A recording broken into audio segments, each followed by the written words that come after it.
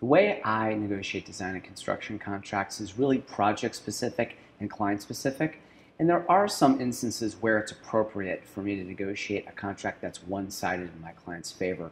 But all things being equal, I typically prefer to see fair and commercially reasonable design and construction contracts where the risks and responsibilities are not just pushed away, but rather allocated to the party that is best able to manage that risk. It's not because I'm a good guy or altruistic, it's because in my experience, projects tend to be most successful where there's a reasonable alignment of interest between the parties who are involved. I don't try to win a contract negotiation so much as arrive at a smart design and construction contract.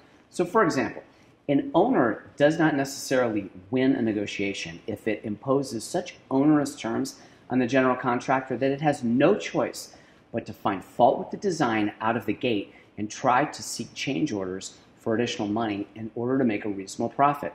The owner hasn't won the negotiation so much as they've set themselves up for claims and strife.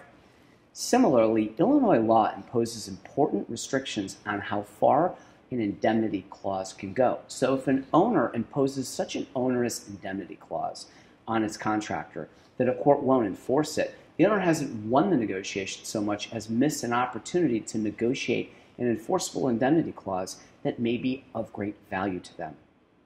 Similarly, sometimes owners will push architects and engineers to accept such onerous contract terms that it takes them outside the protection of their professional liability insurance. Now, this isn't good for anyone involved.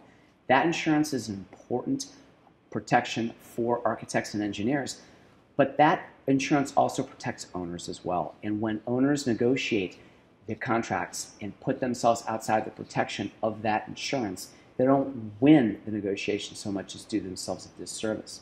These are complicated issues, but a construction attorney can help you navigate them.